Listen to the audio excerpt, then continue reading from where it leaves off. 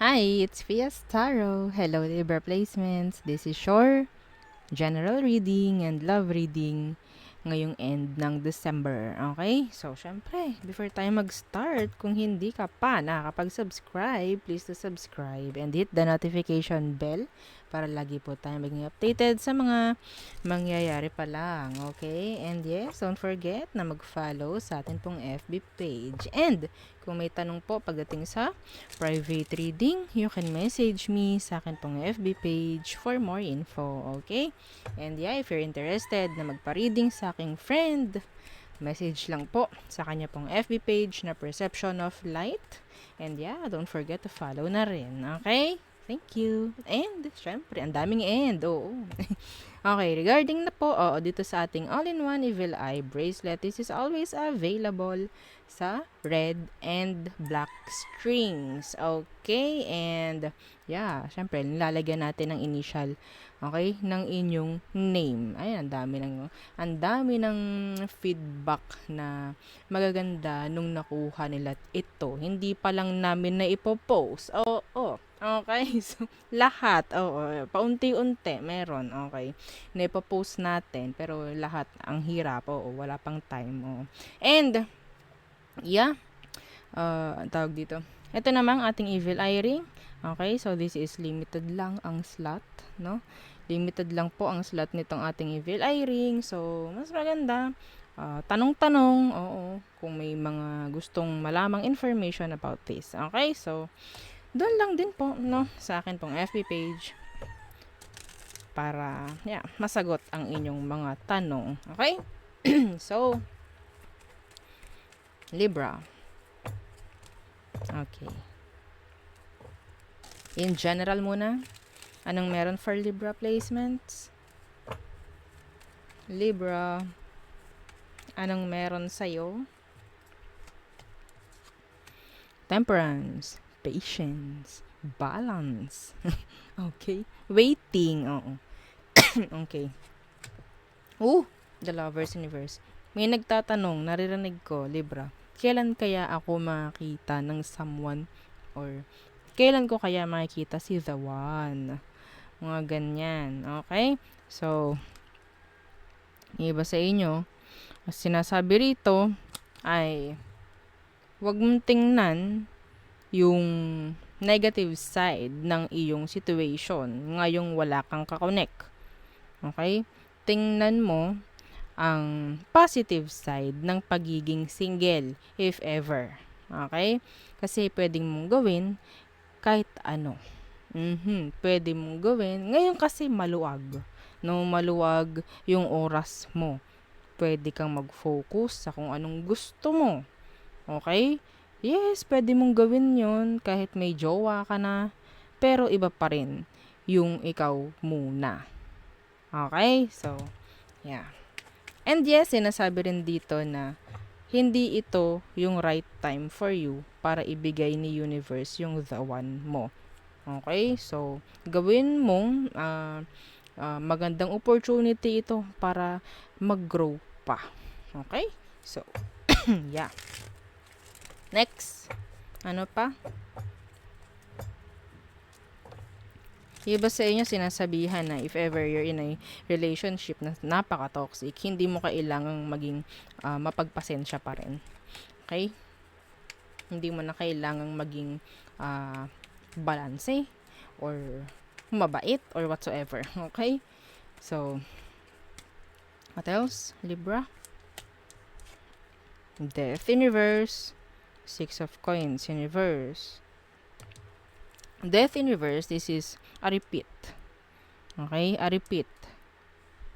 Six of Coins. Iba sa inyo, sabihin nating may mga patuloy pa ring babayaran. Okay? Some of you pwedeng responsibilities, okay, bills. Huwag mong hayaan na abutin ka ng due date. This is specific, ha? Okay? This is specific. Iba rito may problem or magkakaroon. Okay? Like, sa pagbabayad ng rent, I don't know. Okay? May ganyan. Pero yes, don't claim it kasi hindi maganda yung energy. Pero make this as a gabay. If ever na hindi ka pa nakabayad, gumawa ka ng paraan. Okay, may chance na mapaalis. Ha? Ito, and some of you may energy rito na pwedeng merong babaguhin pagdating sa bahay. May bibilihin ka, something na pricey. Okay? Pero, kapag binili mo yun, may mababago. Okay? May mababago. Sa bahay mo, sa workplace mo, I don't know. In general, meron kang paglalaanan ng pera. Okay? So, para sa pagbabago naman. Okay? Yeah. So, there. Next is tumungo na tayo sa iyong love situation. Okay, Libra. Love situation ng mga Libra, anong meron? Ngayong end ng December. Okay. Siyempre, tingnan natin. Parang gusto ko munang kunin kung anong meron sa sitwasyon. Anong meron sa sitwasyon ninyo? Mga Libra. Okay. The Queen of Coins in reverse. Oh, some of you feeling stressed. Hindi na masyadong nakakapag-focus pagdating sa sarili. Napapabayaan na ang sarili because of this. Yeah, the High Priestess. Yung iba sa inyo may nalaman, no? Na hindi okay, kaya ganyan. Yeah. Some of you hindi nyo ine-expect. Yeah, may nalaman no? The Page of Swords. In reverse. Pwedeng may nalaman, pwedeng may nagsabing kung ano sa'yo. No? Some of you, ikaw itong kakascroll mo, may nabalitaan kang ganyan, regarding sa sitwasyon nyo, ha? Okay, we're talking about love here. Okay? So, ang situation, may nalaman na nagkokos ng hindi maganda pagdating sa sarili mo. Okay? Or sa health mo in general. May malaking epekto ang pagkaka alam, no? Pagkakabunyag ng kung ano mang nabunyag na ito. Or some of you, sabihin natin meron kayong gustong malaman pagdating sa kung anong meron kayong sitwasyon. No? So, sino ba to? Bakit ka ganyan? Bakit nagkakaganan ka? Sino to? The Two of Wands. Yeah. Kaya pala. So, the indecisive one. Okay? They give you confusion. Giving you confusion. Hanggang ngayon, for some of you. Yeah, the Star in reverse. Hopeless. Oo. Pakiramdam ko sa taong to, wala kang aasahan dito. Kaya ka ganyan. Kaya ka nagkakaganyan. Kaya ka nalulugmok. Some of you na, umiikot na lang sa material things itong inyong relationship, I guess. There's codependency for some of you. Yeah. Some of you, there's another person involved. There is infidelity. Infidelity.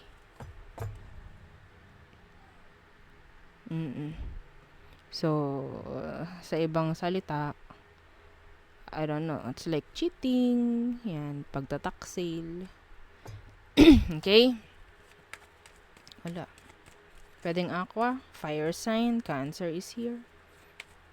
Virgo, Taurus, earth sign. Okay? Anong next action niya? Bago matapos ang December.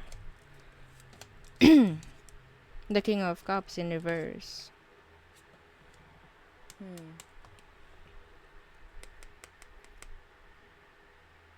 And the Two of Swords. Ang daming two. Ang daming two pagdating sa sitwasyon ninyo. Itong taong to, i-avoid niya na maging available sa'yo emotionally. Yes, I'm sorry. They're not available emotionally. And yeah, some of them they're like emotionally mature. Playing with your emotions. Okay? So ang rude, no? Ang sama. So, hindi malabong may iba nga to. Hindi malabong may pinagpipilian to. Okay? In general, may pinagpipilian. Okay? O, alisin muna natin yung ibang person na involved. May pinagpipilian.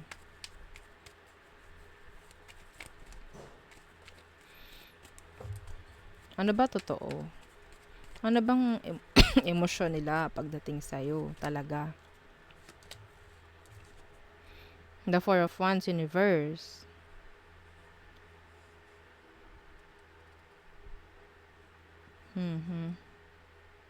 Emosyon. Hindi ganoon katibay yung emosyon niya para sa'yo.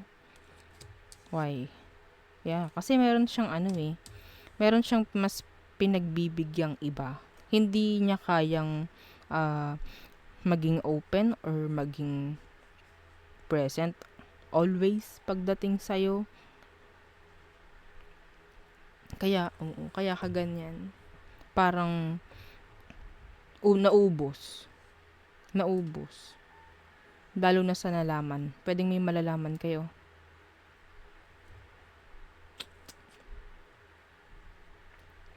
Okay?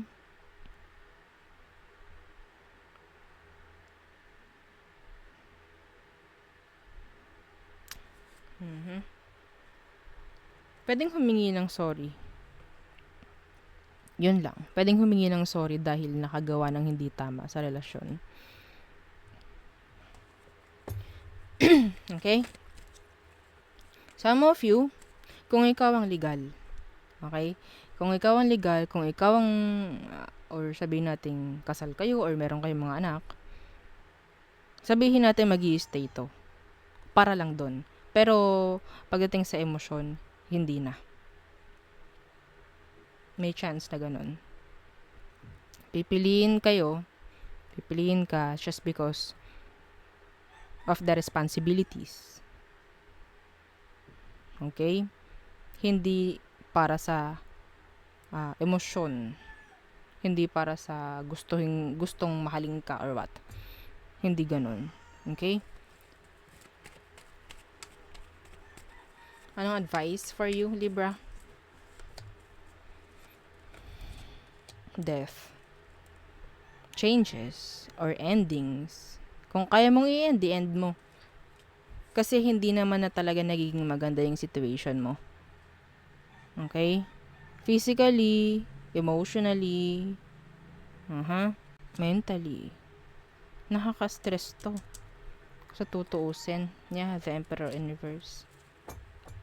Okay? Gumawa ka ng desisyon ng iyo.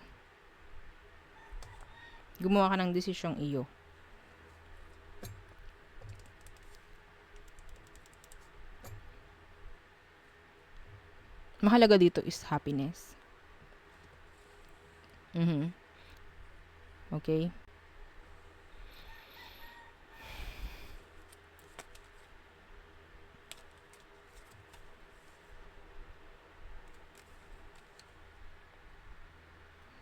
Huwag mo isipin yung mga sasabihin sa'yo ng iba. Okay? Kung hindi magiging maganda, huwag mo lang isipin. Magdesisyon ka ng dapat, ng tama.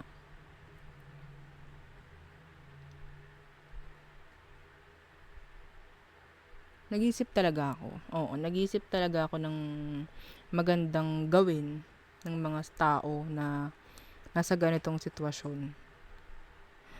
No? Like, lalo na may mga anak kayo. Ang tanong kasi palagi dyan paano po yan? May anak kami, ayokong magkaroon kami ng broken family. For me, sira naman no? Even daw nandyan, piliin ka, piliin kayo, pero hindi mo pa rin naman mararamdaman yung happiness eh. Sa totoo lang. Kasi, pilit na. No? So, advice ko, kung kaya mo naman na maging masaya without them, no, without the person, mostly, sa mga babae, no, mga babae, lalaki siguro, yeah, sa magulang, mga responsible lang talaga eh, yung, yung magiging masaya, basta nasa kanila yung mga anak. Okay? At hindi pipiliin yung kapritsuhan. Hindi pipiliin yung pangsarili lang na kasiyahan. No? So, they're weak. You're not. Okay? Sa paraan pa lang ng pag-iisip mo regarding doon na kaya mong piliin yung mga anak kaysa sa kanya, strong ka na doon. Okay? Kasi parang sinasagip mo na lang din eh yung sarili mo sa mas malala. Imbes na maging okay ka dahil tawag dito, imbes na mawala, no, yung mga isipin mo while there, kasama mo, makakapag-focus ka sa anak. Parang ganyan. Kasi kapag kasama mo sila at hindi naman masaya na, I don't know kung makakapag-focus ka sa mga anak mo nun. Magkakasama nga kayo, pero I don't know kung anong mararamdaman mo nun. Ganun na lang siguro. No? Nandun ka nga, kasama mo nga, stress na stress ka naman, madalas kang magkasakit, so paano na yung mga bata? I don't know kung anong kind ng pag-iisip yung ganun. Okay? Kanya-kanya rin na dahilan, pero for me, ganun na yung the best. No? Yung umalis ka sa nagbibigay sa inyo ng hindi maganda, okay?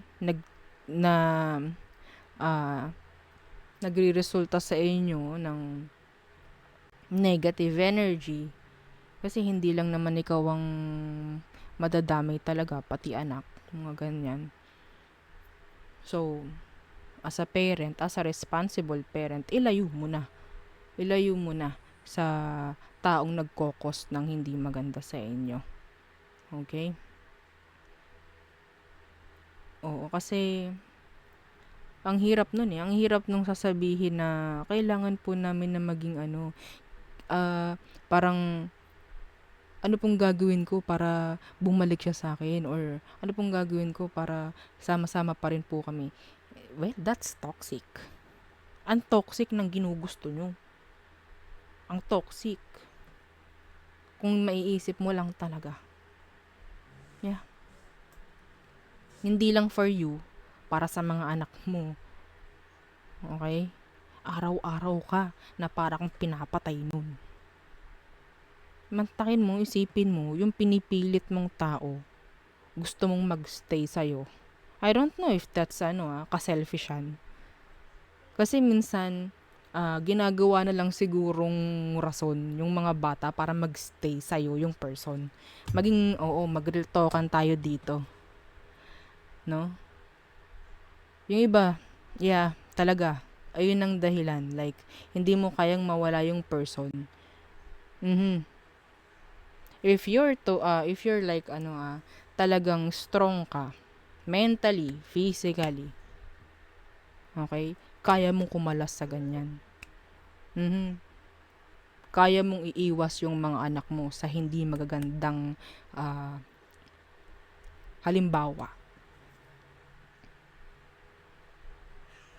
Yes. Makikita nila na may someone yung mother, father nila.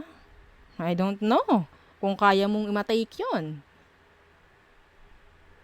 Kung kaya mo bang makita nila na palagi lang kayo nag-aaway, yeah, you'll teach your children na lumaki sa ganong environment na pwede nilang makuha rin yun paglaki. Huh? Well, that's my opinion. Okay, so, yeah. Ang hirap ng ganun eh. Yeah, pero kailangan mong magdesisyon ng tama. Hindi lang para sa'yo. Para din sa sarili mo, para din sa mga anak. Okay? Oo. Parang ano na eh. Gas-gas na yung linyang para sa bata. Kailangan namin magsama. Parang gas-gas na yun. No? Okay, so, tayo tumungo na sa all signs. Okay. Aries. They love you. May emosyon. Taurus. They want commitments. They're thinking future, long term with you. Gemini, there is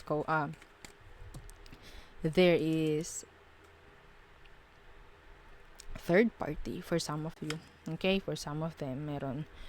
Cancer, wala na silang ibinibigay na effort or pwedeng ayaw na nga nila.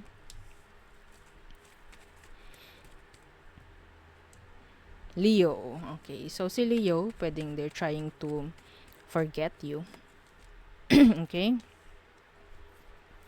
Virgo, marami silang gustong malaman pa.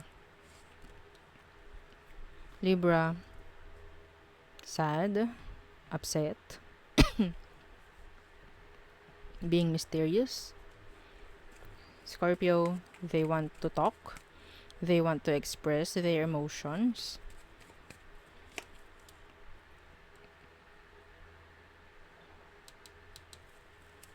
Sagittarius, they're holding back. Capricorn, they're being needy. Some of them nagpe-play victim. Aquarius,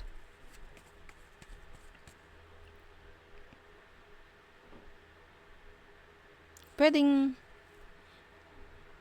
may pag-alis, may paglayo. Itong si Aquarius sa'yo.